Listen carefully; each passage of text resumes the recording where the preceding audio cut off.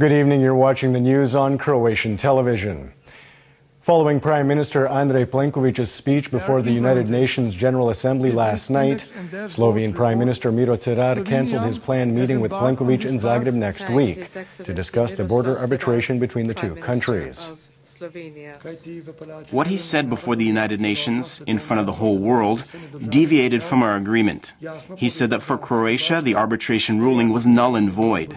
That is an entirely unacceptable position, which makes any kind of discussion in Zagreb impossible. As a result, my visit there next week makes no sense.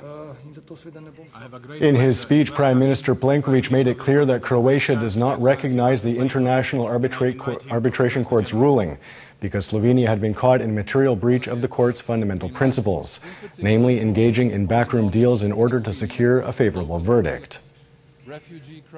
Compromising the impartiality or independence of international adjudicators and tribunals, as was the case in the terminated arbitration process between Croatia and Slovenia, makes their decisions legally void and left Croatia with no choice other than to withdraw from the arbitration process.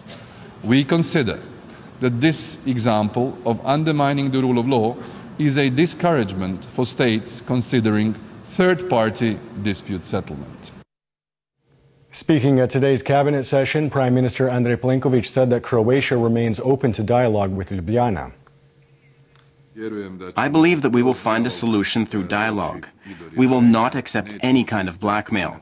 Croatia's national interests will serve as our guide every step of the way, because this is a question of Croatia's territorial integrity, which is one of the government's most important tasks. President Kolinda Grabar-Kitarović also commented on Cerar's withdrawal from the meeting today, noting that respect for the Court of Arbitration was a two-way street. The arbitration agreement should be respected. However, both sides must also adhere to it, because if you compromise the arbitration process by violating its rules, then unfortunately you're setting an example for others to do the same, with the knowledge that this course of action will pass unsanctioned. The news of Cerar's cancellation of his visit to Zagreb resulted in a break in Parliament today. Obviously, after this kind of public statement, it was hard to expect anything different than the Slovenian Prime Minister withdrawing from the talks. Because of this, we feel that this was a step backwards and that the issue was raised publicly in an inappropriate context at a time when for both Croatia and Slovenia, this is something that should have been left to diplomacy, including plenty of quiet diplomacy, to resolve the problem. We were the victims of their actions, not the perpetrators. And that is what we should be saying. Joško Klisović of the opposition SDP voiced his clear support for the Prime Minister. The Prime Minister presented the position agreed to with parliamentary parties in Croatia, a position that was long ago publicly communicated, and I believe the Slovene state leadership was aware of that position. Therefore, there isn't anything new here that could justify the Slovene Prime Minister's decision. As opposed to his party colleague, SDP leader Davor Bernardić was very critical of the Prime Minister. I can't comment on his speech, but I can comment on a lie. Prime Minister Plenković lied to us because he said that he would resolve the situation with Slovenia and Mr. Cerar. We are for a consensus, but we are not for national treason. Unfortunately, the Prime Minister has shown that in this situation as well, he lied. Meanwhile, the SDP leader continues to come under fire from within his own party, with allegations that his lack of leadership have brought the SDP to the brink of ruin. The party has been hurt by this, that's obvious, and we don't need a forensic expert to confirm that for us. We will discuss all the details next week at a meeting of party bodies, and we'll talk about how to go forward.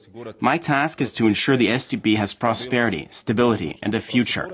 The procedure is clear. If the process to remove me is initiated, and I believe it will be next week, we will discuss this in line with the party statutes, just as we do with everything else in the party.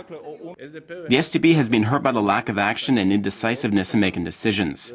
Through this failure to make decisions, we have missed a number of opportunities in these past few months when we could have very clearly stated the SDP's position. At this time, we can say that we don't know who is leading the party. Deputy Prime Minister and Economy Minister Martina Dalic was in Osijek today, where she attended a presentation by the Croatian Employers Association and signed a contract for the funding of the Antunovac Business Incubator and Accelerator project. The minister said that government is working to reduce red tape.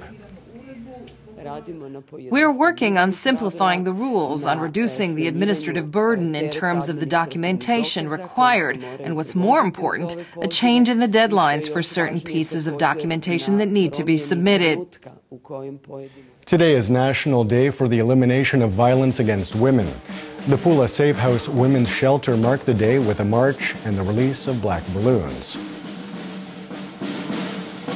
This year, 14 attempted murders were recorded. Among the perpetrators are a son, a daughter, a grandchild, and a son-in-law. However, husbands and partners still represent the majority of cases. Taking a quick look at sports, Croatia's women's volleyball team opened their European Championship campaign today with a 3-2 loss to Belarus. Croatia's next match is against Georgia at 3 p.m. tomorrow.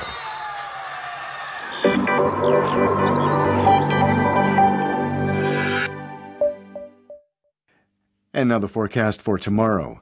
Partly sunny inland with variable cloud cover. There is a chance of some localized showers, especially in the evening.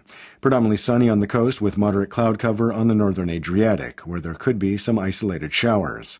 The coast will see a moderate westerly and southwesterly in the afternoon. Morning lows of 6 to 11 degrees Celsius inland, slightly cooler in mountainous regions, and 11 to 16 on the Adriatic, will give way to highs of 17 to 22 degrees, up to 25 on the coast. The 3-day forecast for the interior calls for increased cloud cover and intermittent rain from Sunday on. There is a chance of heavier downpours on Monday night into Tuesday. Moderate northeasterly and easterly winds will bring cooler temperatures.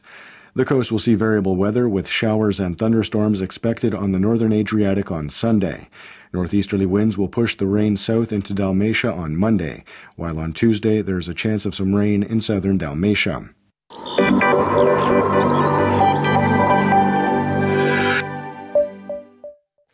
And that wraps up the news. Be sure to join us again tomorrow night.